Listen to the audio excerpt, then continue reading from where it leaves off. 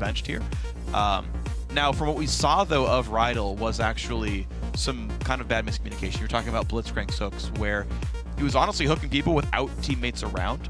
And I kind of hope for their sake they've shored up some of their communication in the last couple of weeks. We haven't seen them since their NIP semifinal, so we have to see. His hooks are crazy, and his ability to land the hooks, nobody's questioning that. It's just when you get to that higher level, your ability to land the hook on the perfect target and also to time it when there's nobody around him or like 3 people walk away and everybody's trying to disperse and then you hook them in, or the fact that your team is coming up right behind you at the same time. Like there's a lot of things that go into Blitzcrank. It's not just blindly hooking somebody over a wall. Absolutely not. What we're going to see is picks and bans come through. Orianna, Yasuo, and Morgana all removed away from Unicorns of Love, whereas Cassidy and Gragas and Nidalee are all removed, so JWoww not going to get that top nid. New picks and bans coming through here. I'm really surprised. If they go with the Lucian here, it means that their emphasis is on their AD carries and not on their top laners, because both these top laners play Maokai, and it's heavily contested. I'm going to see Vizicachi hover over on the Syndra here, though, for Power of Evil. Was going to lock in that plus Thresh there, so Ocelote's not going to get a Syndra here. Contested pick gone. Wow, there's a lot of just dispersion here in what people consider as a top priority. Last game we saw it being, or last series we saw it being the jungle Rengar. Now we're seeing it be AD carry, mid lane, support here as priority picks, and also as contested picks to just lock them up and take them away from your enemy. So Hylissang gonna get himself a Thresh, and it's gonna be all kinds of fun, but UOL not showing much aside from really good early game pressure. We've seen great Thresh play so far today, and we've seen Syndra do very well for herself as well. Power of Evil, definitely a strong player. We're going to see what Ocelote can do to battle up against that one, though. Yeah, he's been playing a lot of Ahri lately. He's been playing a lot of Xerath, and I don't know how much you want to play Ahri into Syndra. We just saw that matchup, and the wave clear and the gank assistance from Syndra early on was a little bit better than Ahri's, just slightly. True. Yeah, I definitely agree. More than they're going to lock in Lee Sin for himself, and we're going to see a top lane Maokai also come through for JWoww here. So Gamers 2 getting a lot of champions they would really like, but if we look at the picks and bans from last time, the Jarvan, the Rengar also still available. Tristana comes in for Vardogs, who has been playing pretty much entirely hyper carries so far in the Challenger Series. He gets another one for himself. Yep, Vardogs is going to try to put his team on his back again. He did play some Graves, he did play some Corki, but he's really going to try to buckle down and play the Tristana. The last time we saw him in Summer Series 2, he was trying to carry his team a bunch past NIP, but then Summer Series 1, he didn't get that opportunity because there was another person in for him at that time, I believe, that they didn't get to use. I think it was Sir Scott. Sir Scott, and yeah, that was a bit of a rougher run for them, but Vardog's going to do whatever he can here, and I take it back, he has been playing a lot of the laners as well. You talked about Corki and Lucian coming through, Graves as well, part of that pool, but does jump in on the hyper carry here on Tristana. Jarvan is actually going to be nice because he's a great early game ganker to set this lane up, but also that flag is just so darn good for making AD carries stronger, so I do like the pick up there. We're seeing the Alistar hover now for Rydell and the Ahri maybe for Ocelote, and those will get locked in. Yeah, I think the Alistar is something that Rydell's been favoring lately. I actually have it bolded here because I love that champion. I think that that's what he was going to pick coming into this matchup because of the fact that at level 6, you're basically as powerful as level 16 Alistar was before the buff to him. So his effectiveness early on in the game makes him just an even better support. Yeah, and it's going to be a lot of tower diving power available here to Gamers too. Lucian, a great lane bully. Ahri's got a lot of room to roam around the map. Lee Sin, great ganker as well. But Unicorns of Love want to go for the Irelia top lane, by the way. We've seen this, I think, a number of times. I know Dyrus plays it in NA, and pretty much every European top laner that ever existed plays Irelia.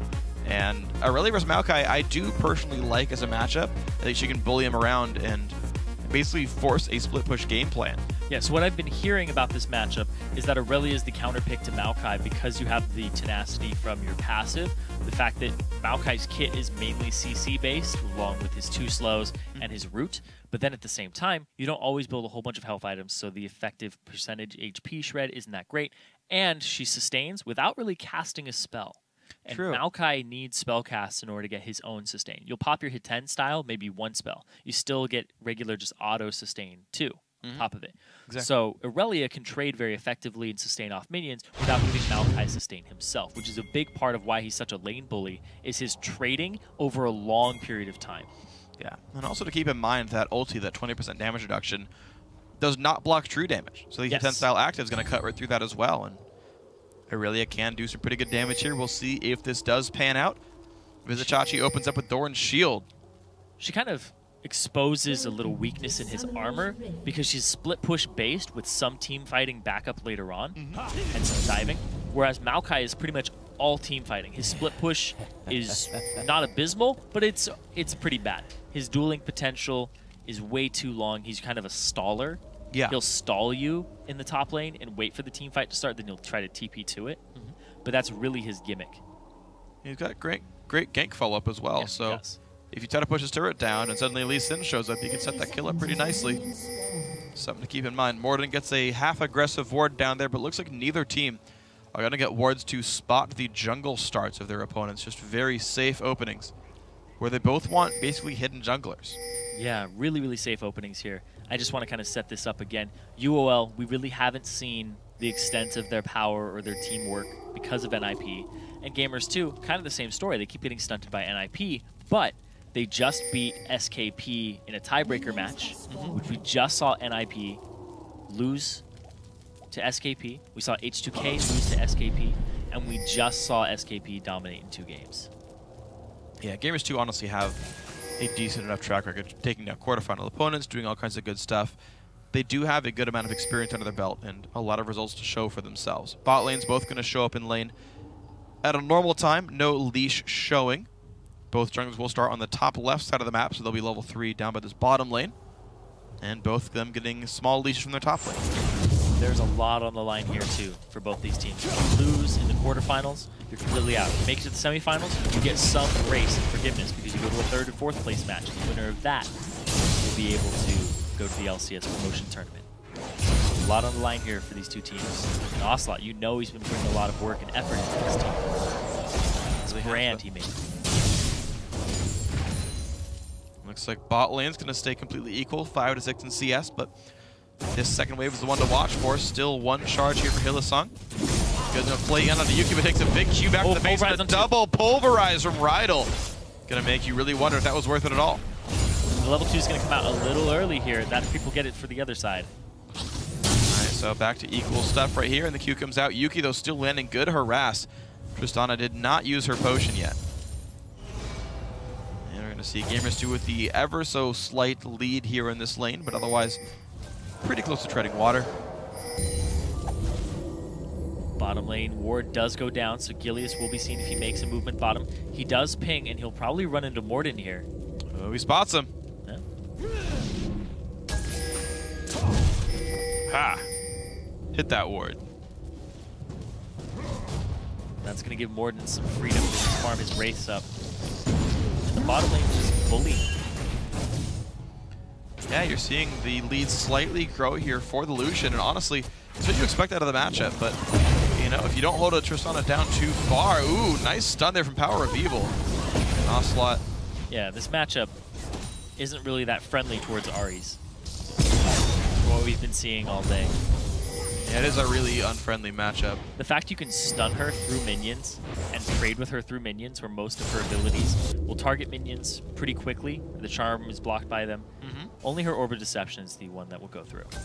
Yeah, and we're seeing basically Power of Evil as well as the matchup just about an hour ago was going great for the Syndra. So one thing that Ocelote might want to keep in mind is his new sort of favorite champion might just not be worth picking if he fights another Syndra anytime soon. But maybe he finds a way to turn it around later on. Of course, you can always dash away from the stun, dash away from the combos, and land your own first back. So we'll have to see as it plays out. It would explain the emphasis on Syndra and Champion Select for Unicorns of Love coming into this, getting it for Power of Evil. Who's actually somebody we haven't seen on the roster for a bit, because before it was a Nikki.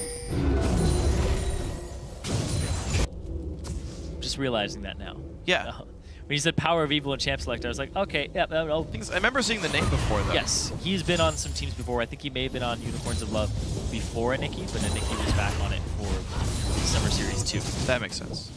So I was like, yeah, because in the sheet it's like, it's a Nikki, but I was like, but I'm pretty sure I remember this name. Either way, he's the man who's playing right now. Morden getting in behind Ocelote, but they can't seem to find a gank. This game a little bit more slow-paced. The lane's much more evenly matched right now. Yeah, and the last time we did see Power of Evil, he loved the Syndra pickup. It was kind of like having Laud if you're an NA Challenger Series player, have Syndra. very similar. Definitely a great player on this one. Looks like the bottom lane is actually equalized back out here, so we're ultimately seeing junglers play maintenance, a little bit of counter jungling there from Morden as well. Power of Evil not able to make his way too far into this lane, just very slight minion leads for Unicorns of Love. They are overall up about 200 to 300 gold as a team, but otherwise we're just kind of having a thing intrinsically, because you still have to recall back to buy items, and because you're sitting on gold, gold is not intrinsically combat stats, so you actually have to somehow force your lane out and make things happen in order to allow yourself to recall safely. Otherwise, they get a lane push on you, or they take a dragon on you, or something like that, and they equalize all that advantage back. So I do want to see how these guys play around it. 6 minutes in, Vizicachi did TP back to lane. Same for JWoww, who now has Catalyst, which I say is still not the same combat stats as Triple Dorrance, but in a lane situation will keep him sustained. Yes, that's what he wants to do, is he wants to survive the laning phase. He wants to excel, get into that late game. We're talking about gold being intrinsically worthless. It is in every regard. It's just the shopkeeper values it. It's true. And minions carried around for some reason. They can't even buy items. God. They just have so little, they can't even afford a potion. I think it's like there's kind of like a government program where it just gives all the poor minions extra gold. And then they go and fight? They got drafted. Oh. Yeah. That one had a family. That one had a family. That one didn't. Oh, wow. That's fine. There have actually been a number of parody songs around those poor minions. And, like, basically... Boom! Back into the game. Perfect timing. Great. We'll see who gets the first inhibitor, and then we'll discuss further. Cloud will disappear, or the magic will be listed. So we saw a failed gank in the middle. Yep. We now see the blue buff respawning. The first rotation of buffs is now gone. The second one is starting up. And now Ocelote hitting 6. Power of Evil hitting 6. This lane is about to explode with some aggression. Speaking of aggression, though, top lane, Vizicachi getting attacked there by JWoww. He's actually basically ignoring and hitting minions instead, though. But Vizicachi is actually out of mana already, so JWoww seems to be punishing this lane pretty decently. Ocelote down about 10 CS in this lane, though, is not exactly a deal, and he missed that entire caster wave. It's difficult to CS under turret Azari. It really can be. Because right now, he doesn't quite, I think, put caster minions at the one-shot mark. Q will do it. Gonna take him to... Okay, no. Nope. Now he does. At 7 he can. At 6 you can't. At 6 you're invade here. Gamers 2 onto the blue buff. They want a nice two-man stun, though, and Rydell's got to flash away. This was a bit over-aggressive, and there comes Vardogs. Can he do enough? Rydell burned his pulverize. Looks like they will just run away. Ocelote not going to land a charm. Wow, so the aggression there was actually meant they weren't in the right situation to do that. Usually you'll make a play like that if you push the bottom lane out. Well, I liked what happened there in that play, though, because G2 realized the jungle routes and said, we can get blue, then get to yours by the time you try to fight it. And they tried to use Ocelote's blue buff advantage to win the battle, but it couldn't quite happen. Yeah, Ocelote didn't really even get into that fight. He was around the corner, but he didn't throw a single spell out, I believe. Yeah. They're hoping that he could get into the fight in time. Like I think that was the read, though. Like, it's a cool idea, it just couldn't quite happen. Yeah, Power of Evil didn't have his ultimate up, so they could have wrecked some havoc in there with Gamers 2. But he burned it on Alistar. Yeah, he used his ultimate. Yeah. He used it on Alistar. He tried to blow up Rydell, but Rydell got away with the flash at the end of it. Again, JWoww pushing in on Vizicachi, who is taking some decent damage. So, you know, talk about Aurelia being a bit of a bully there, but JWoww doing a great job of winning the fight straight up. Yeah, once Aurelia hits some item spikes, that's when she'll be able to flourish. She's very item dependent and level 9 dependent. Kid. Morden actually sneaks into the brush, I believe. Nope, he puts a ward down and then he walks away. So he sneaks into the tri-brush. Now, Gilius was watching really closely. He'd actually see that ward go down, but I don't think he did. He didn't see that either, though. Morden comes in for the dive. We got Jarvan right behind him. There's the flash, dodges the Q because of it. Knock up onto Maokai. Morden has aggro. Now JWoww does. The Cataclysm goes in. JWoww does not have a way of getting out of this one. Pops the ult to heal himself back up, but the Q from Gilius is enough. First blood, Unicorns of Love. And Power of Evil looked like he wanted to rotate up top. He has his ultimate available again, but a great follow-up there by Gilius to get first blood for his team and allow Vizicsacsi to back under pressure and just completely relieve that situation. He's now up in CS and has a wave for himself on top of it. That is big. The Phage has done a Sapphire Crystal as well for good measure. And look at this, he wants to set up a lane freeze now to try to really hurt JWoww. With no escapes left on Maokai, a repeat Jarvan gank would be fatal. Yeah, and that's why Aurelia is really good against Maokai, because if you ever dive, you're going to have problems. But look at this, Morden. Power of Evil kicked up, the Q's going to land, but there's no quite way in. I feel like Morden could have kicked maybe a little bit sooner, but not the case there. Ocelote, no real follow-up, only down 6 minions though. Yeah, the ultimate used there from both Morden and Ocelote. They're going to have to wait on those again. But also, Morden went for the early combat stats. He's looking for plays very similar to that. And Unicorns of Love, they're going to start up the Dragon because they saw Morden take a chunk. Power of Evil landing really good damage on the Ocelote as well. That's pretty glorious stuff. Rydell coming by on the side that puts the ward down. Looks like he is not in position to stop this, though. Unicorns of Love going to get first blood as well as first Dragon here. And they're up 2,000 gold.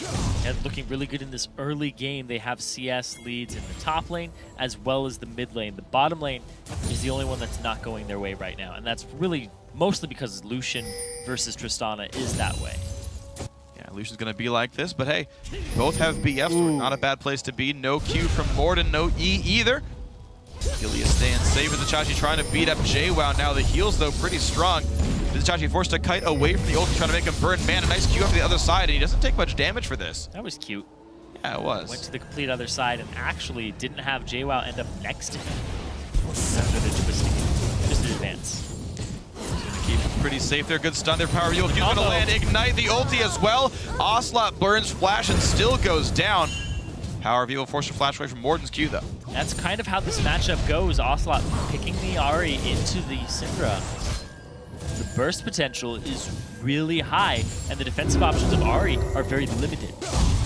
And now the DFG complete on Power of Evil, it's just going to be even worse. Good ward off away from Morden, though. He's going to kick him out of the Cataclysm. Nice play there by all people involved. Gilius actually flashes and doesn't get anything for it, though. That was a very weird flash by him. I think he forced Morden's flash, too, though. Ooh, Rydell getting hooked. Yeah, he probably flashed to try and get the last Q off. Try to Dragon Strike him. More damage though from this Lucian. Those bot lane's pretty aggressive right now, and Yuki plus Rydell are doing well in this matchup. 114 CS in 13 minutes is pretty decent. Plus all the turret pressure and pushing him out of lane is good. Yeah, and now Yuki gonna clear the wave out, get to that turret again. They forced Mardags and Hylissang both back. It's a really big boon for this team right now in Gamers 2. Because if they can get this bottom lane going and create an advantage there, that'll get them what they need to contest the next dragon, to just continue the pressure. Right now, Unicorns of Love, on the flip side, they have some really good advantages right now in that DFG completion in the mid lane for Power of Evil. And honestly, this is going to be interesting to watch for then, because you're going to have a couple of items actually come through for this Lucian. He is up basically the Cloak of Agility here on Vardog. So if he times it right, he could have the Infinity Edge lead as well. And that could make life very painful facing up against this Lucian. See if they can do that one. But right now, Unicorns of Love have just been the better team overall. The assist on Vizicsacsi, who's now up 20 minions as well. This Aurelia could really start crushing this matchup. Blue buff, pretty safe with Power of Evil. And now he has his rank 2 ultimate DFG versus Ocelote. Ocelote is most likely a goner, even with the Athene's Unholy Grail, the Doran's Blade, or Doran's Ring he has. He would just get chunked out with the DFG full combo here. So, gotta be careful then. Power of Evil's ulti is up, but no ignite. He's going to start creating a zone of potential around him where you don't want to even get close to the range. Oh no. So most of the time, Ocelote will be on his turret trying to farm. Good attempted hook there, but Hylissang not going to quite land it though. Ooh, the stun's going to land though. There's the Q, there's the W, there's the ulti plus DFG. Ocelote burns ulti to get out, but you can see how much damage that deals. Yeah, I don't think he hit him with the initial Q either, because he placed the first Q down to start the scatter the weak stun. If he had hit him with that one, it most surely would have been death. Now you're seeing actually Vardogs do a much better job in the bottom lane though, despite being down the crit.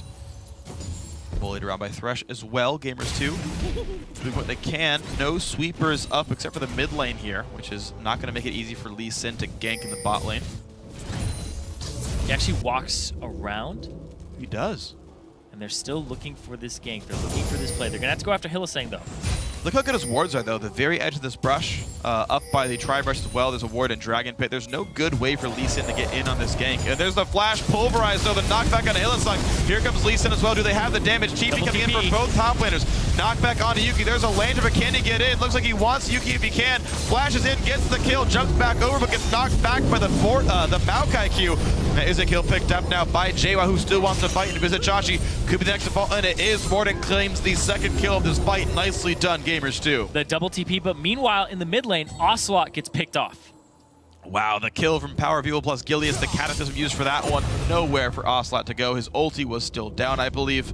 2 for 2 overall on the map, and now this mid lane turret getting pressured. Yeah, and no ultimate or DFG used from Power of Evil in that kill. So he's going to have it available for the next possible kill onto Ocelote. There's a lot of pressure on this Ahri in this matchup. I don't know why he picked it into it. Yeah, it's not going very well, man. Power of Evil doing so well.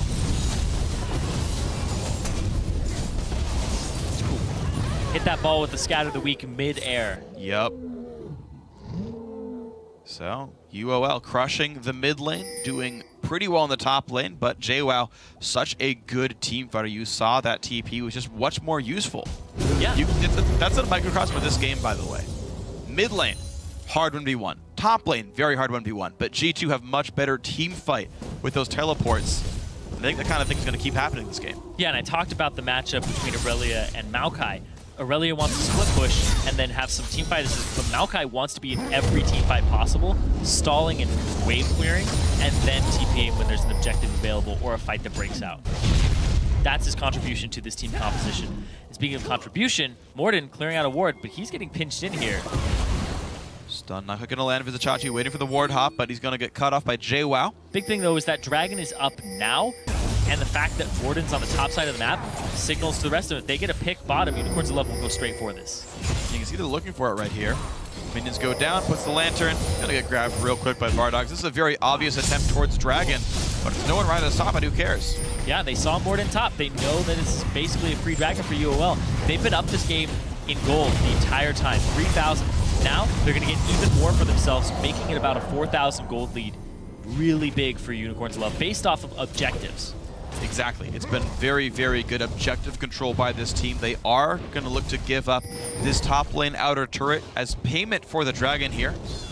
But I can't say you're going to be too sad about that one. Vizichachi should be able to at some point equalize that turret game. And heck, with nothing to teleport for, he could freeze that lane as well and make it even worse for JWoww. Looks like red buff going to be contested here. Now no one from G2 going to stop this. G2, I don't know how good of a time they're going to have in this, because Ocelote is a very emotional player when he plays. He's very momentum-based, and when he gets behind like this, it's really hard to tell what Gamers 2 are going to do, because they won the team fights. Their objective control, though, is really off right now. They need to start getting more of that and start locking down and buckling down and having the ward coverage, because UOL, we gave them a little shout out at the start about their ward coverage in their objective game, which is better than most challenger teams at this level. The fact that they are coming in 6th to this is not a real representation of how good they are. It's true. It's a false seed. I mean, they could have had a better run in the Challenger Series 1 or 2 themselves by having a better ranked 5 seed. You actually are guaranteed to dodge an incumbent if you're number 1 in the ladder. But UOL, unfortunately, seeded directly into Ninjas in Pajamas based on their rank 5 performance. But you're seeing them, because they did qualify for round of 8 both times, did make the playoffs, and fighting now through the 6th place seed, doing well so far. Oh. Spotted Gilius. Ooh, yes they did. He swept out a ward. He doesn't know he spotted is the thing. Yeah. He thinks he snuck in. It was just the side of it. It was a really, really just small point of vision. Yep. They got mid turret for themselves for Unicorns of Love. Top turret for Gamers 2. Now, Ocelote, he's actually going to have an easier time farming because that turret is now non-existent. Look at these pings, though. They know that he's snuck in. Nice Q by Morden. He's going to stay safe away from Jarvan. Botland under pressure. The hook not quite going to land. Hylissang not quite guessing. The flash pulverized. There's the headbutt. He tries to get away as fast as possible. Does so. Trade of flashes on the supports. Vardogs, though, he looks to be so aggressive here. Doing just fine. I feel like Rydell's going to make the type of plays this game that he was making on Blitzcrank, where it's like I either win it for my team 100% or I toss it for my team. And right now, that play, he got Hylissang's flash. Yeah. And now, actually, Ocelote has to deal with Gilius in the mid lane, not with Syndra. He doesn't have to deal with Power of Evil, who's been roaming around and trying to create pressure on side lanes. So this is going to give Ocelote a little bit of wiggle room in the CS department. It does, and you see he catches up within 12 minions. He's been killed twice in the lane and is still holding on to the matchup. It's actually pretty impressive to do such a thing. Vizicsacsi pushing around JWoww now a little bit there. Trinity Force is done to the Rod of Ages and most of Frozen Heart. Ooh. Didn't get him with the charm, so he can follow up with the rest of his abilities correctly. But speaking of this, following up, Gilius, he's looking for JWoww. Says, hey, that's a ward. Someone's right there. That's a ward. Doesn't go. Sweepers down. 4 sweepers picked up on both teams already by 20 minutes. Useful to have those supports. Basically everybody AD carry. Who are too lazy to kill wards. Yeah. Should get them scrying orb. They should. Also, another big thing here is that the item thresholds in the top lane. Vizicsacsi, he has his Trinity Force completed, so he's in a really good spot. You can see him start bullying JWoww, but JWoww is really close to completing his Frozen Heart, which is really effective against Aurelia. It super is. It's good against Triss too. It's even decent against Jarvan. So the thing to keep in mind is even better teamfight utility going to be around for JWoww here. The lower cooldowns will also let him, even though you talked about Aurelia not casting many spells to give him the sap magic, he can cast his own spells. And with CDR, he's going to be able to cast even more of them. So not the end of this world for this Maokai. He is holding on in this matchup. Only down 2. The ulti and an Ocelote. Wow, nearly one-shot. If only he had ignited, that was a kill for Power of Evil. Didn't use the ignite. 70 HP on Ocelote. Spirit rushing out of that fight. Really, really crazy how much damage Power of Evil does. One full combo.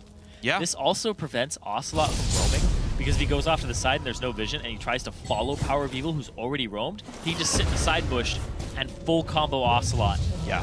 At will. It's a scary place to be if you're Ocelote right now, man. But if he can get out of those lanes, though, and get out before Power of Evil, he can actually make plays here. Ooh, he's going to try to go even with him, and he's going to get his own DFG here on Ocelote. Oh, man. Ocelote's trying real hard for this. Also going for Merc Treads, interestingly enough. So the MR might just help him. The one-shotting power might help as well. We'll see if he can get that one. Again, a trade for Vizicsacsi versus JWoww. JWoww just wants to get into this fight, though. Hidden Style only does so much damage, and look at that. Maokai actually wins that trade as well. So if Aurelia's supposed to power up in this matchup, she's not doing it yet. Yeah, he's got Merc Treads now. He's also got his Trinity Force, but the Frozen Heart completed for JWoww, so that's a big power spike for the Maokai in cooldown reduction, and it also against the Aurelia's attack speed. Speaking of power spikes, Power of Evil with the Rabbidan's Death Cap. Oh, man. On top of his Sork Shoot. Okay, he'll one-shot Ocelote now. Yeah. The Charm, though, Gillia's got to be a bit careful. Gets a shield and hops right out with the Lantern. Dragon in 20 seconds. Unicorn's Love already in positioning for that. It's just like we talked about. His team moves really well. Well, but to be honest, G2 is pretty much around there. There's actually no Tristana just yet. Ocelote forced to hold the mid lane, though. Pink ward down. Bit of ward sweeping in UOL. Will they go for this one? Both top lanes actually going to recall first before they go for this one. No blue on Ocelote just yet. Look at that Rydell. Ooh. Gets hooked in, gets knocked up as well, and it's actually the Jarvan forced a flash wave, but getting chased down. The dunk comes through. Ocelote actually survives the ulti, 1 for 0 so far. This could be good for gamers too. JWoww tanks up everything and does not freaking care. Goes in onto Hylissang. Good damage comes through. Power of Evil forced to get zoned away. Vizicsacsi wants in though. Can he kill Rydell? That's going to be 1 kill picked up so far. Now the chase on a JWoww. Can they pick up now onto this Maokai? Yes, they can. Now Vardogs goes in towards Yuki. Flash in, wards traded, and that is the team fight win for Unicorns of Love 2-1. Yeah, Morden not being a huge factor in that fight. Ocelote helped with the first pickoff, but then from there, the fact that Gilius wasn't in might be able to give them a smite steal opportunity here, but Vizicsacsi running defense. We're going to look at, yeah, Vizicsacsi really pushing everyone else away. Morden, they spot him on the red buff. They know they're going to be nice and safe there. And that is the Dragon now for Unicorns of Love. 5,000 gold lead. The fight was close, but the fact that Ocelote got pushed completely away was enough for UOL. And Vizicsacsi cleaned up. Yeah, Vizicsacsi hitting those spikes where he joins the team fight, and he actually has a big impact in it now. Also, JWoww canceled his ultimate to try and steal the damage from it. instead of keeping it on for the damage reduction. So Ocelote no longer deals any damage in this fight. JWoww walks up, and then he goes in after this, and then he'll pop his ultimate, even though he has so much mana left. Oh yeah, wow, that really hurt his team right here. Yeah, the fact that they start clumping up afterwards and he doesn't have that damage reduction still present is really big on the escape, because they just get cleaned up right after. Yeah. Yeah, and Ocelote, you can see he's back there still trying to farm, still trying to be around the fight, but not in it. I think JWoww thought they were disengaging. He didn't expect to get stunned again and re-engaged on it. That's what happened. Gilius gets charmed up. Good damage comes through from Morden, but the knockup gonna get Gilius to safety. Top lane not under any much more pressure. Oh, hold on, JWoww locked up a little bit. There's actually Hylissang going in. Vox comes down, but he takes a lot of damage. The charm lands. Also gets the kill. Too aggressive by Hylissang. Now Vardog's got to be a bit careful. There's the jump on in. Nice by JWoww, but even better escape from Vardogs. EQ gets Jarvan out of this fight, but here comes Rydell. There's the headbutt pulverized. No, knocked back by Buster Shot. Not going to pick up much. But the flash kick from Morden. Can they pick up Gilius? Can they pick up? Yes, they can. They're going to get almost everybody there. 3 kills picked up. Great stun comes out of Power of Evil, but still a fight for Gamers 2. The way the Unicorns of Love need to start these fights off is with a pick from Power of Evil, because he's just so strong. 4-0, 270 CS, and they aren't doing that. Gamers 2, instead, they capitalize immediately, and they're going to go for Baron. Oh, what a tenacious play. 26.5 minutes in with the Baron going down. Gilius is not alive, nor is Vardogs. Very little teamfight power actually available for Unicorns of Love. Now, can Power of Evil do it there? Goes to the knockback, does stun up JWoww. Mizachachi does have flash, goes in, smited away by Morden though, but can they win this team? But anyway, Lantern comes out, not picking up much. Stun onto Rydell. But look at that, a pretty clean Baron. The charm on the Power of Evil. Rydell pops the ulti. He's going to survive the encounter just barely with the shield from Lee Sin. Gamers 2 get 4 kills and Baron, and they're back in the game. That's the type of communication that Gamers 2 brought Rydell on for. The lack of hesitation, the flash pulverize, and selflessness there to make that play against Power of Evil and give him his first death of the game is huge. I'm pretty sure they're saying, go now. Immediately, everybody followed up. Charm pulverize, couldn't move there for Power of Evil. Beautiful stuff then, man. Gamers 2, they looked a little bit outclassed early on. That top lane looked rough. The mid lane looked horrifying. And they were getting outplayed. But one really good team fight. Ocelote back in this. Was 0-2-0, now 3-2-2. The Ahri's working out in the mid game, man, and the Maokai especially. The adaptation here from Gamers 2 is exactly what they needed. It's kind of like when you see a composition, you have to know how to play your composition against it. It's like if a team takes a wombo combo, you're just like, all right, let's not group up and fight them 5v5. If you see a pick comp, let's not all be spread out. They have a team fight comp here with Gamers 2. They have 2 huge damage reduction tanks in Alistar and Maokai with a ton of CC. They need to just group up and fight and pick off Power of Evil with that CC before the fight even starts. And honestly, it's working so incredibly well. And I don't even see what fallback patterns Unicorns of Love have, because I have yet to see Aurelia win this fight against Maokai. I thought that when UOL went hardcore for that bottom dragon and gave up top lane turret, it was like, oh, no problem. Vizichachi will just get that turret back anyway. Still hasn't. JWoww is actually completely dominating that lane. He's making the better plays in teamfights while still holding his turret alive, still holding up in CS. Actually has the turret lead because of the dragon from a while ago. And it's just great to see JWoww do this well. I really like it too, because every time we see Gamers 2, we talked about like Yuki and Dude. Now we talk about Rydell. We talk about how good Morden is on Lee Sin and Ocelote. JWoww is kind of the unsung hero of the team, and a champion like Maokai is really giving him a highlight. Yeah. A really big spotlight on him in his play in this matchup against Vizichachi, who's no pushover. No, he's definitely not. And the thing is, it's cool to see JWoww sort of, I guess, maturation as a player as well. I mean, I know he's really good. He's played League for a long time, but basically, he's a big, like, Aurelia, Renekton, like, I'm a 1v1 you fighter kind of guy player. And he's playing this team fight utility support tank, and he's crushing a premier duelist in Aurelia. And the fact that he knows Aurelia's champion That's true. and her kit a lot would definitely help, especially as a top laner. You want to know everything about the champion you're facing. Right now, Unicorns of Love, they've been relying on their map movements, their warding. You see the map right now, they definitely have ward dominance in a lot of the contested areas. But right now, I don't know how long that's going to last, because Gamers 2, they're now on duty. Yeah. Board sweeping duty. Gamers 2 keeping the vision down as best they can, and honestly, they're setting up for this dragon here. 30 seconds till it respawns. Morden, nice word over the wall. Doesn't actually spot out that pink ward just yet. Pings it, but... Oh, he saw it. All right, good. Well, he sensed its presence. No, Lee Sin just had a miracle stepping into the river, and now he can see. It healed him. Yep. It's a healing river. It's a healing bush. Okay. Who was I talking to? They were like, they were explaining how new players don't always know the little nuances. I was Aaron, but he was saying, my friend was playing Garen, and he walked into a bush and he's like, oh, I started healing. So he thought it was the healing bush forever. Oh, okay. So even when he was low, he'd run across the map to run into the healing bush. Into that bush. In that specific bush.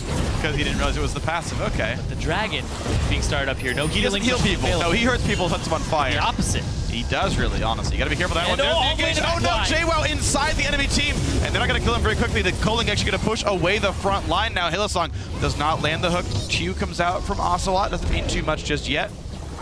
UOL reset. But now the Maokai ulti's down for 10 more seconds, but UOL don't re-engage. They go for Dragon again. Yep. Oh, Rydell going for the back line. Flash pull for his ulti pop. Power People tries to go on Morden, knocks him back. Two-man stun.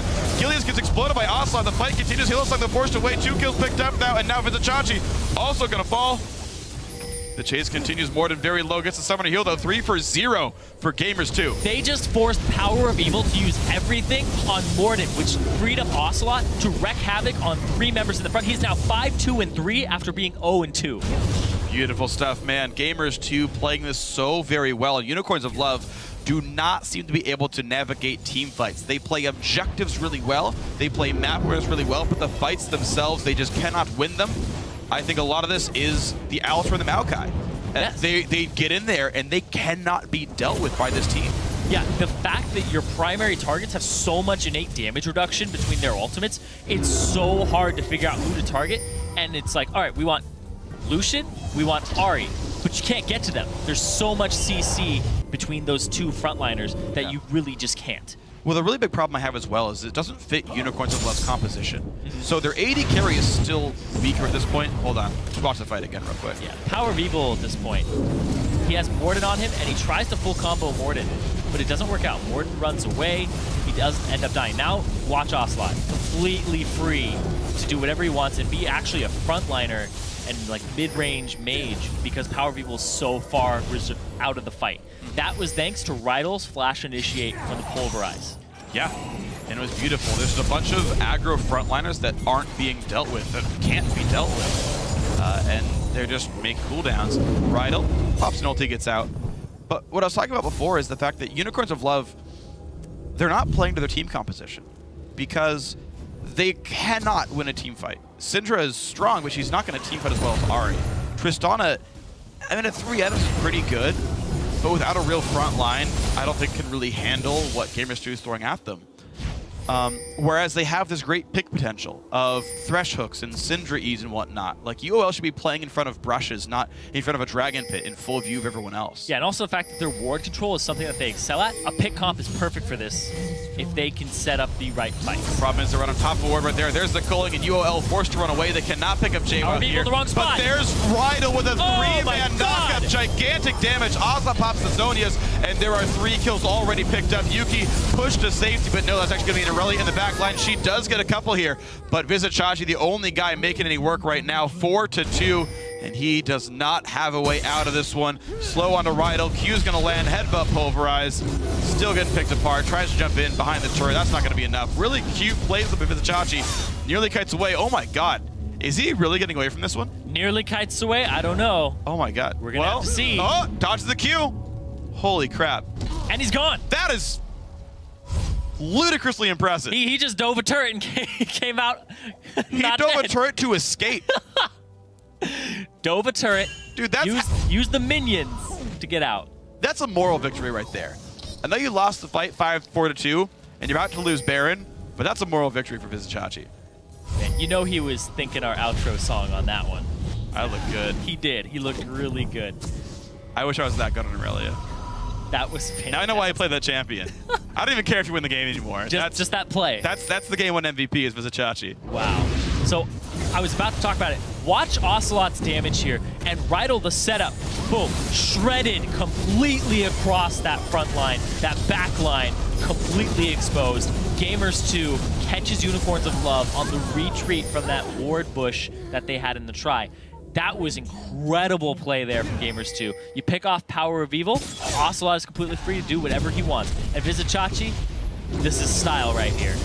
Gets the reset off a caster, jumps to a melee, and now he just runs faster. Yep. Because he ended up killing one, he also got like a little bit of extra movement speed, and he attacked one with Trinity Force. And the fact that Trinity Force gives you the passive move speed too. Yeah, specifically activating the W. Rydell didn't follow though. Rydell had Moby Boots. Oh. He does have Distortion as well, which is immediately got that I think before the Dragon fight, so that he would have the lower cooldown on Flash, so we could make Flash initiate plays like that. Yeah. Well, it was pretty glorious. Also went for a Flash Charm to pick up Tristana in that last fight. Worked out really well. Rydell's kind of the initiator that Gamers 2 needed. Yeah. The communication problems that he's supposedly solved. Flash engage. Power of Evil really low on health. Knocked back by Morden, who is getting hit by Tristana, though. Vardox is safe right now in the back lines, and I do not see an ulti in from Maokai.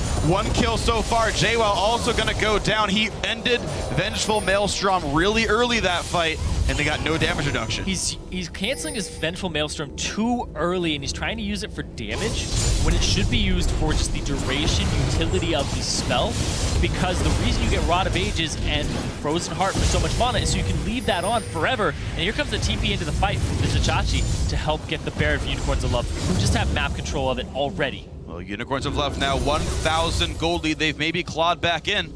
Vizichachi make a move for this one. Does he feel that confident? Goes in, gets headbutted backwards. Rest of the team is trying to follow up. There's not much for UOL to go for. They can maybe push bot lane. That's the only place they can do anything with. But they're going to have Lucian there to clear the wave away.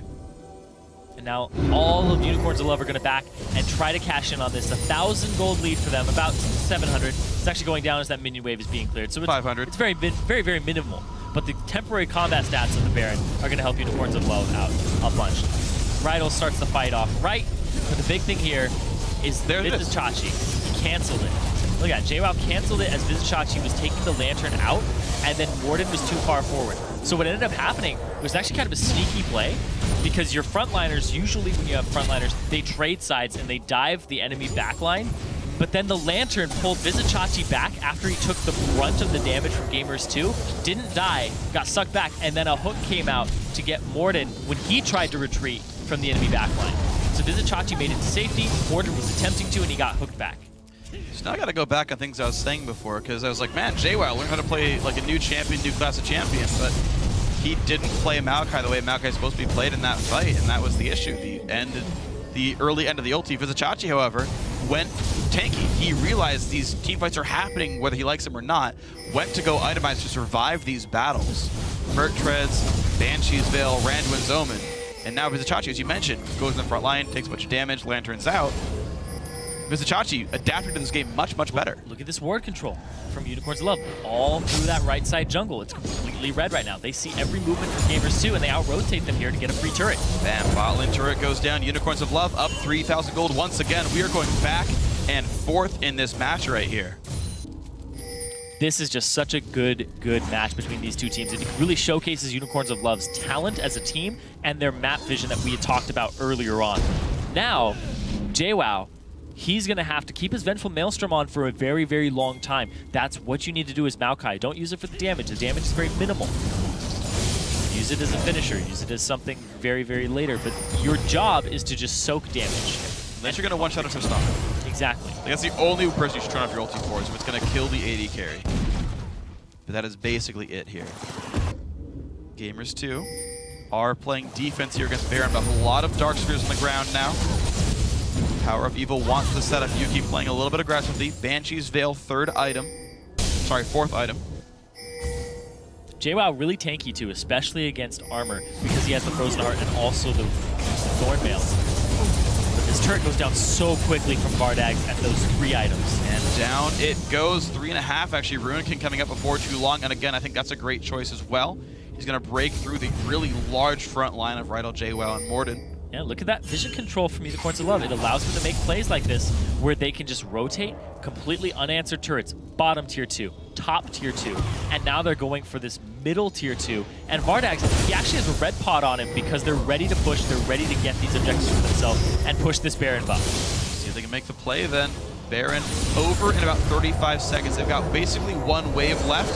Going to go for this right here. It's going to be Hylissang tanking up the turret aggro. Doesn't care too much about that. Down to half though. He's got to be a little bit careful. They're going to go for one more wave here, and Gamers 2 cannot stick around for this one. This is on Unicorns of Love. The scaling of Tristana is really kicking in right now. Despite being 120 CS behind Yuki, he is still very relevant. Well, keep in mind, Yuki made a pit stop for an entire Banshee's Veil. 2,750 gold spent on not a lick of damage output. That's going to let you get back into a game sometimes. Yeah, he's just trying to survive Power of Evil's burst, and then they think they can clean up the team fights from there. So Unicorns of Love now have like a 4K gold advantage, but it's maybe even more than that because where the gold is allocated on Gamers 2. Right, and that's really the big thing to look at is those 80 carries. There's more gold available for damage items on Vardogs, right? Even though he's down 2,000 gold, more than that was spent on the Banshees. Yuki's going to have less damage out, but he can buy almost a Bloodthirster. In fact, he probably just should go Ruin King to have better damage output right now when he does go back to 5. Cheaper items, worth more damage as well, but I think he needs that to surface. Interesting thing about this comp as well is Gamers 2 is actually a low damage comp. Lee Sin, not a high damage champion. Alistar definitely not. And again, Maokai is a tank here. I like the choice of Thornmail because they could theoretically play a slow team fight.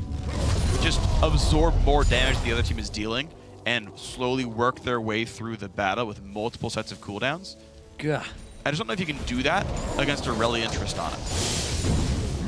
I don't know. If you can slug it out against I think 330 armor is definitely going to help you. It will, but you're still facing Ruin King Last Whisper. And true damage from Aurelia. It's true, it's true. He's definitely going to be a little squishier than it appears. But these team fights, Unicorns of Love now transitioning into that late game.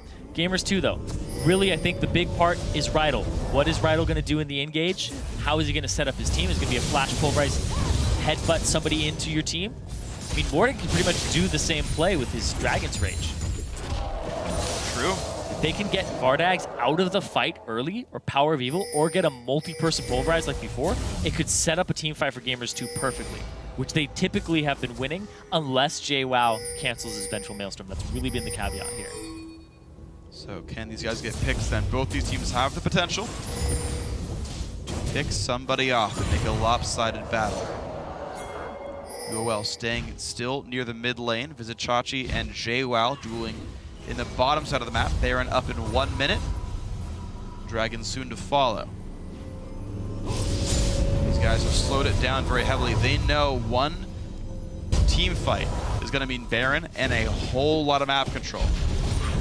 These teams do fight very close, so one misstep could mean the game. Gamers 2, a lot of Baron control right now in terms of vision. 30 seconds on that. Some of them have backed now, and they're getting some items. Zonia is completed for Ocelote. You can go a little harder now. You can also Zonia as the Syndra ultimate. A lot of new options available for this team in the team fight. Bloodthirster completed on Yuki. Now the dance begins. The team that takes this Baron will most likely crack the other team's base. Get an inhibitor eventually. Let's see what these guys have. One man stunned, Banshee's broken, hook on a Rydell, already burned his ulti. That is an important cooldown gone. Only 20 CDR on items right now in his build. Yuki pops the ulti, does not get much damage in Hylissang. That's 2 ultis down now for Gamers 2. Dragon up. Team might get baited into that, we'll have to see. No ultimate for Rydell. It's really big if he starts the engage of the fight. You just rely on being a level 16 cow to maybe tank it up, but he has not bought any real tank items. There's the ping onto Baron. UOL know they have ward control. All the wards are swept away. Gamers 2 do not have a way of checking brush. They still have no sweeper. JWoww has saplings though. That is good. All right, they do have a way of checking brush. They do see them with this ward off on the left. Oh yeah. We'll have to see. They're going to start it up. They are going to start up the Baron. There's the reveal.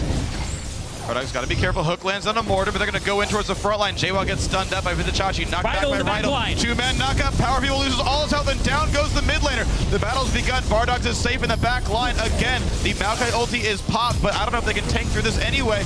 Knocked back onto Aurelia. Bardog picks up Ocelote. Hylissang's still alive. The knockup again for Gilius. Morden takes a bunch of damage, but Bardog's almost dies to the Kolik, and that is a 3-for-1 fight in favor of Gamers 2. That'll give them Baron. They didn't even have to kill Bardags off of that, and they're going to get a Baron for this play. Great team fight there from Gamers 2. They come out on top from Rydal again. They get the pick right on a Power of Evil. He did not get to ult. He did not have Zhonya's yet during that fight. He's only bought it now. And when the mid laner is deleted, there's no big threat anymore. The 300 armor tanks keep themselves exactly where they need to be in the front line, taking all the damage. Yeah, and you can see right here that Rydal gets the perfect knock up there to start the fight off, and then it just really goes from there. Even though the Vengeful Maelstrom is used right there and it's just knocked off, just stops using it, they still clean up the fight. Power of Evil off of it, Ocelote can go crazy. He ends up getting picked up, but they zone everybody off of the Guardian Angel and they pick it up. Fantastic team fight there again from Gamers 2.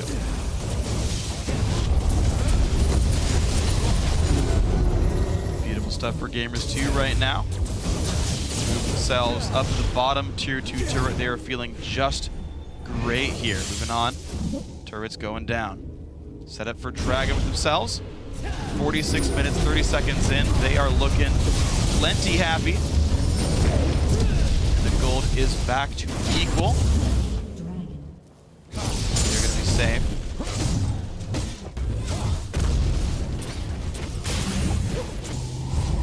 Right now, bookkeeping for both teams. 2.5 minutes of Baron buff for Gamers 2. As they take down the buffs, they take down the jungle camps. And it's now up to G2 to get their minion waves in order and start their push. Unicorns of Love use what time they have with G2 back in base to push out just whatever they can. But they know they have lost a very important fight. Their damage threats need to be much more aware of Rydal's engages. That cow has been all kinds of brutal this game. 0-1-14. I think that actually does give Rydal justice. 0-1-14, a pretty good score. Ooh, he lands the reverse Scar ward too. That is a hard ward to put down. I've not learned that one. But that is a good ward. I like that ward. Props to Rydal for knowing that one. So Morden went on split push duty to go to the top lane. He's just fine with this one. And now G2 are grouping back up. JWoww pushed bot. And here comes the push for the mid lane.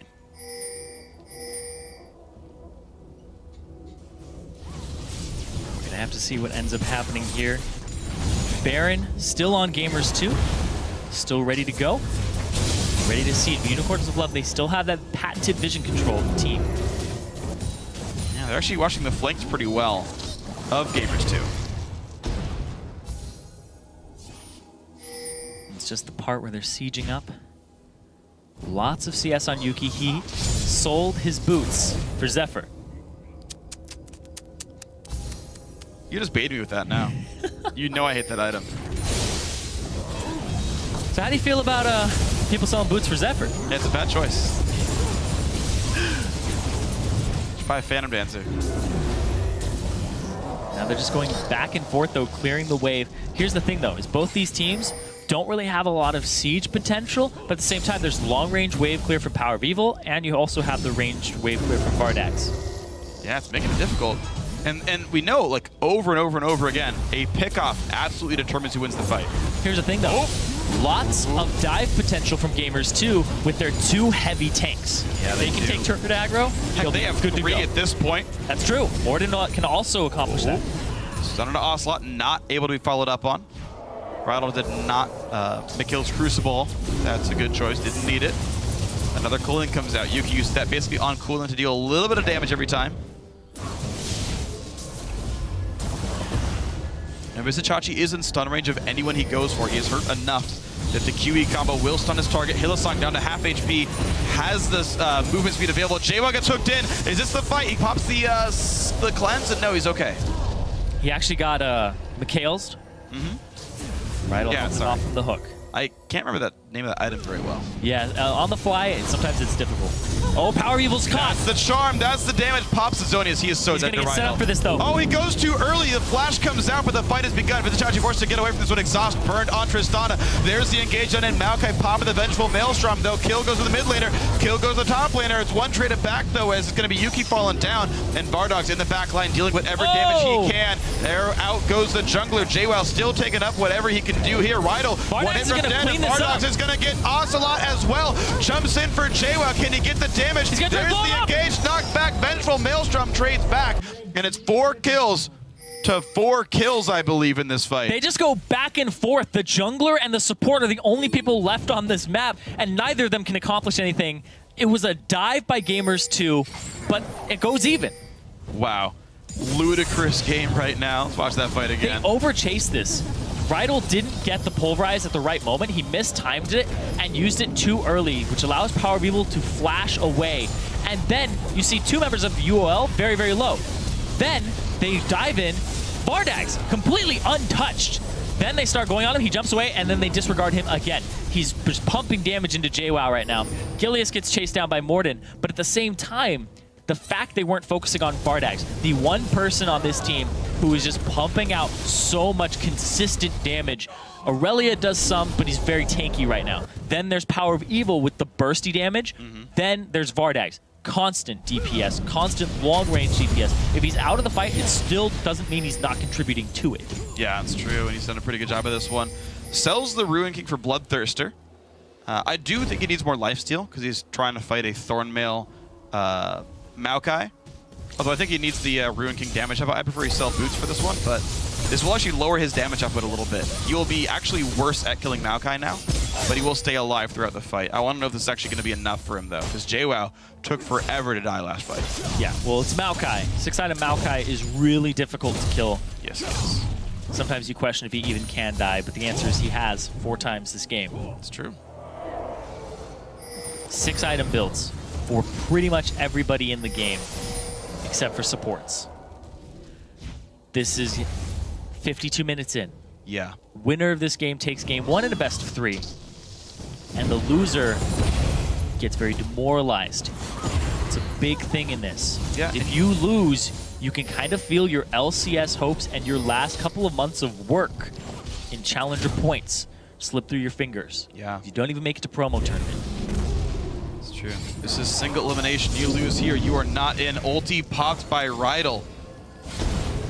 Lantern comes out. Looks like UOL going to try to stay safe and join themselves in the mid lane here. UOL, Alistair, he's a killable champion. That's true. That's true. He does have the Mikhails, so even another hook might not break. That big health bar down. But look at all of these wards that UOL set up around the Baron way early. This team likes to think a minute and a half ahead. But are Gamers 2 even going to check it, or will they just rush down mid? Let's see what we've got here. Oh, they're going to go after JWoww. Look for JWoww. Can they get the stun going through? There's the play to break the Banshee's Veil. Cullen comes across, barely deals any damage. Engage comes across. JWoww pops his ulti, though. Unicorns of Love, can they re-engage? Looks like they're going to back out for that one. But no, Maokai was maybe a fight they could look for. The box being down is a huge peel tool on this team that is no longer available for Vardags. Ooh, the stun misses from Power of Evil. JWoww going to come back in. He has Vengeful Maelstrom back up. Charm misses JWoww down to about only 1,500 mana so far. He's actually lost a lot of his mana bar. Yeah, we're going to have to see. He kept it on for a bit. He's been throwing saplings out.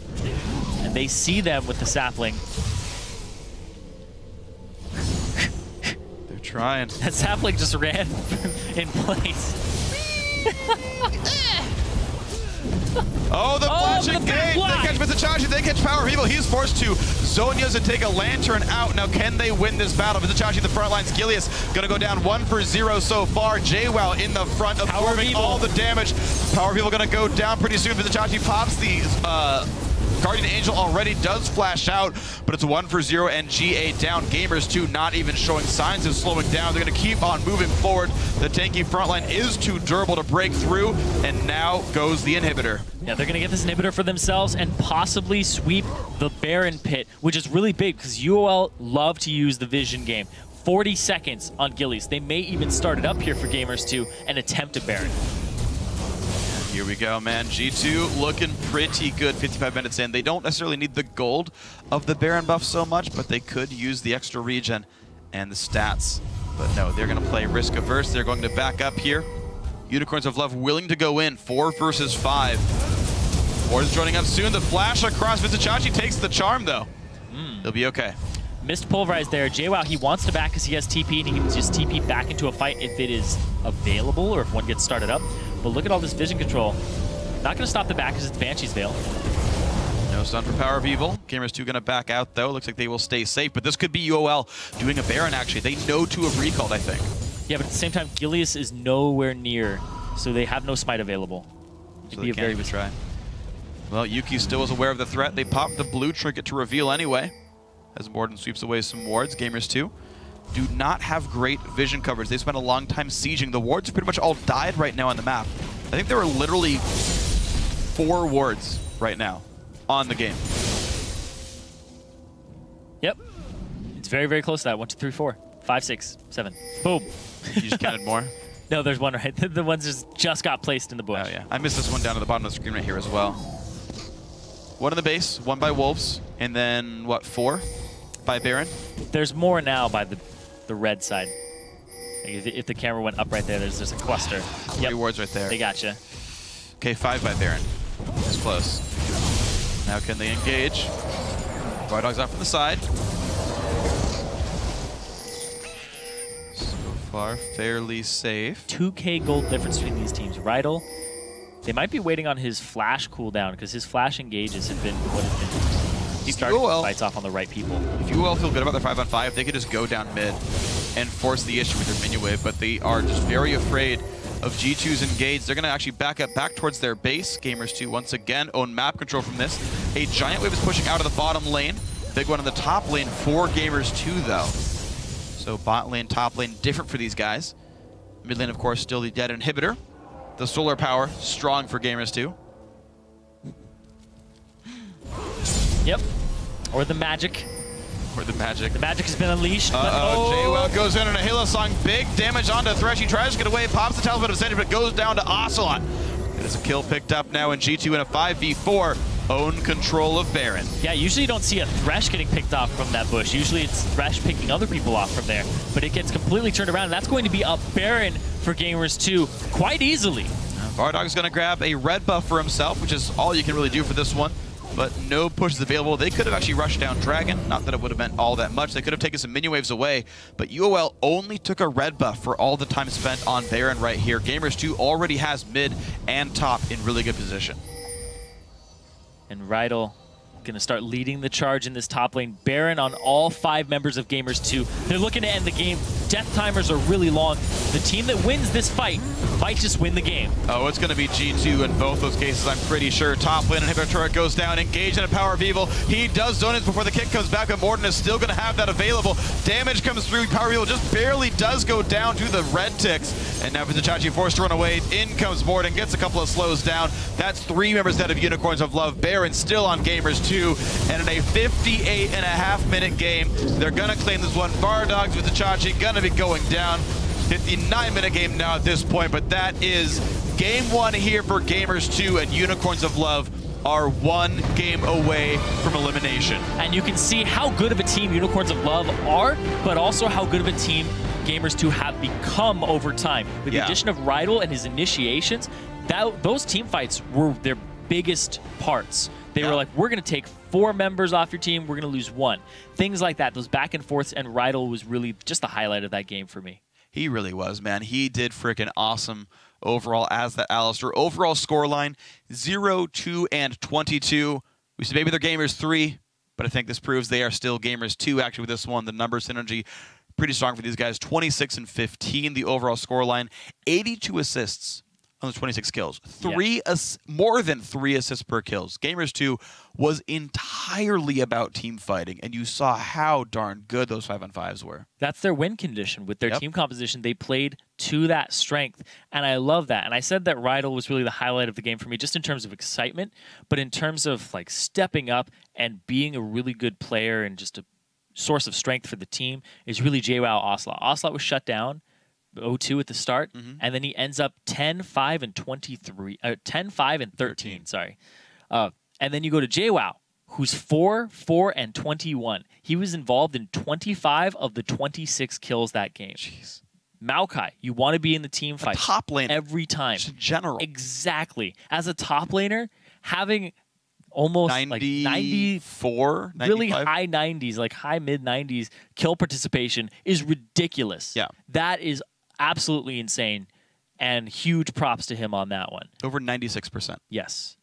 That is really ridiculous. As top lane Maokai, being involved in so many kills and showing up to every fight is just something that your team always wants. Yeah. He knows that he's not going to split push, so he's like, all right, I will be in the team fight. I'll group with you guys. I will TP in when I'm needed. And I really, really liked his play on Maokai. And you said it before that he stepped up because he was a Mundo player. He was an Aurelia player. He was the split push bully guy. Yeah. Now he's the team fighter, and it's really helped out because Rydell seems to be the team fight initiate guy. Yeah. And here's the thing. Rydell was having problems where he would hook somebody and people weren't around. JWoww's always around now. Yeah, he is. And it was glorious, man. And Morden as well at 5-1 and 11 on Lee Sin. He got that champion. To die only once as Lee Sin for as aggressively as he played, I think is also very impressive. I'm also impressed with Gamers 2's ability to play with basically only 2 threats. They basically only had 2 damage dealers there, but they focused their damage so darned well. Like, even though you have this Jarvan in the front line who had a Locket of the Iron Solar, you've got this Aurelia who went Trinity Force into straight tank, basically the same type of build that JWoww went for on Maokai. 1 offensive item, Trinity Force versus Rod of Ages, into straight tank of Guardian Angel, Banshee's Veil, Randuin's Omen, like the normal stuff you're supposed to get, Thornmill in there as well. Just didn't matter. They just broke through those champions. Yuki had a great job in that game. I think ultimately selling boots for some kind of damage at least was an upgrade for him. Vardogs, I think the one change you have to make, though, is when you realize you're trying to break down a front line, you have to optimize your damage builds. And I think still having boots that late is actually a mistake. Yeah, well, he went with Fury boots there, so he's...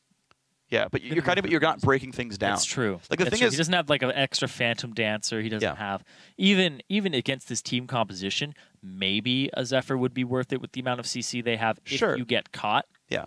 So, but yeah, I mean, ultimately, it's like, and I harp on item builds so much, but the reason I want to bring this up, and I think it's now more relevant than ever. I mean, it's a broken record, but it's important.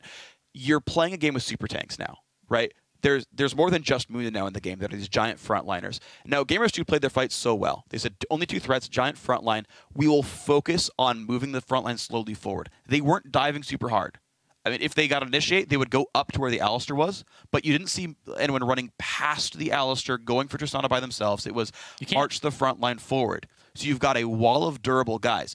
You must optimize AD carry DPS at that point. You must, or you will not kill those champions. As we saw, this was a 6-item Tristana who could not kill the front line because he's still got boots and he's still got a Banshee's Veil. And it's Bloodthirster, not Ruin King. That doesn't break down 6-item tanks. It doesn't. Yeah, it was a little ridiculous how much they could soak up there between JWoww and Rydell on the Alistar Maokai. Yeah. It was absolutely ridiculous. And I also actually want to touch on Power of Evil for a second and the way that he was shut down, because he was 4-0 at one point in the game. He ended 5-5.